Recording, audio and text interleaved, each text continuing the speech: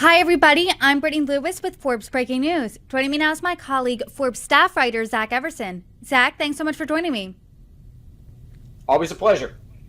We are once again talking about Donald Trump's finances, and I want to go through the roller coaster a bit, and if you could break it down for us further.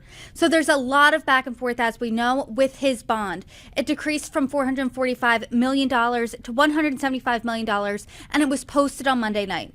So before we get into how it was posted, can you talk about how it was decreased in the first place?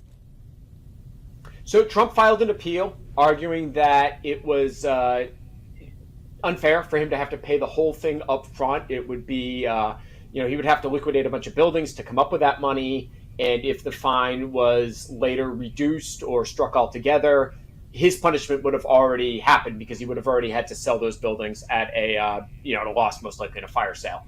So they did go ahead and reduce the amount of the appeals court did reduce the amount of what he had to post from that 454 down to 175, just $175 million. Still a lot of money, but it was slashed a couple $100 million. How was he able to post it?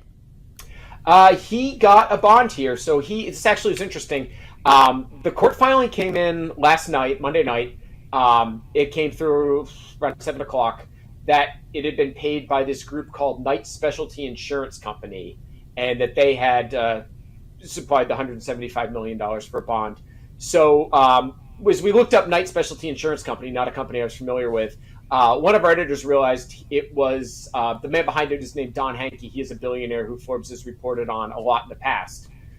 So I reached out to him. He's somebody that we have previously called it's like the king of high interest loans for cars. So I reached out to him and asked, how did this deal come about? And he said that, like everybody else, he had seen all this news coverage that Trump was in a bit of a cash crunch, needed some money. He reached out to Trump before actually the amount had been struck down. So back when it was still the original 454 million, he reached out and to see if they could make a deal. A couple days into negotiations, the amount was struck down to 175 million. And, he said they worked out an agreement there. And for collateral, Trump used a combination of cash and investment bonds. Before we get into their relationship, can you tell us who Don Hanky is? Aside from the chairman of Knight Insurance, Forbes has been covering this billionaire for a while. Who is he? He presides over an auto services empire, largely based out of California. He, interestingly enough, was also the largest shareholder in Axos Bank at one point, which might be familiar to viewers. Axos Bank, originally named, I think it was called like the Bank of the Internet.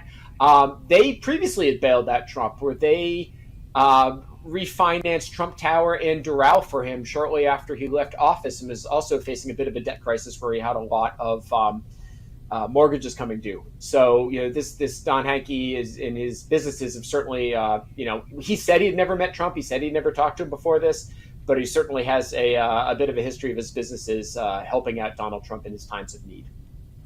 That's really interesting. So he's never met Trump. Does he have any type of relationship with Donald Trump that you know of, that he mentioned? He just said he'd supported him politically, but that was the extent of it. Pictures may surface at some point. That's just what he said. I haven't found any evidence to the contrary yet, but I'm sure there are going to be a lot of people out there looking for pictures of these guys, seeing if they were hanging out at Mar-a-Lago back in the day or whatever. But like I said, right now, we haven't seen any evidence of that being the case. There's been a lot of buzz around this bond in recent weeks. What does this do to Donald Trump's net worth now that he was able to post it? Not a ton in terms of net worth. We have him worth, I think it's about $6.4 billion as of a couple of days ago, largely based on the True Social going public. So I don't think it really impacts it that much. It certainly helps him, though, in that he's not going to need to do this fire sale, so it's going to keep his net worth from getting worse. The New York Attorney General is not going to be able to seize any of his properties right now and sell them off quickly to try to get this money. So it does help him kick the can down the road in terms of having to pay the full amount there, if indeed that amount is upheld. No fire sale, but you did say that it won't have his assets seized right now by New York Attorney General. I'm looking at the word right now, or the phrase right now, rather. Does this mean his assets won't be seized at all? Or is this just, like you said, kicking the can down the road until later, eventually this could happen?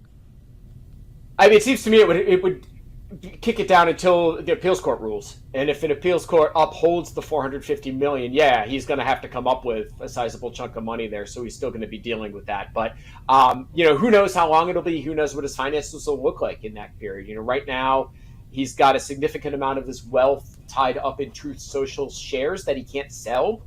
He's locked up there for 6 months. But if this goes down the road past 6 months and the stock's doing as well as it is right now, it will be no problem at all for him to sell some of his shares and come up with that money. So really a lot of variables here. And if the appeals court does decide that he has to pay that $454 million, is there any indication that Don Hanky could help him further here? It seems to be the case in that they were originally talking about the paying, about Hanky providing bond for the whole 454. So it is possible something could come up there. But like I said, there's just so many variables right now. It's difficult to say. There are a lot of variables. What are you looking out for now? What is on your radar? I'm interested in this case, there's an independent monitor has been assigned by the court to review Trump Organization transactions. So I'm interested in their next report to see, if they knew of this, of the providing the securities in cash for collateral as the bond. I'm curious if they report that they knew about that in advance.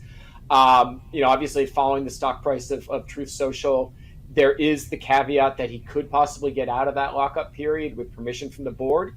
Experts in IPOs that I've talked to make it sound that's not likely just because it would absolutely open the board up to a class action lawsuit by shareholders who thought they were investing in this with the understanding that Trump was going to be part of it. But the board members are largely, cast-offs from the Trump administration and Donald Trump Jr. So, who knows exactly what they might decide. Zach Everson, per usual, thank you so much for your reporting. I'm already looking forward to our next conversation. Thanks.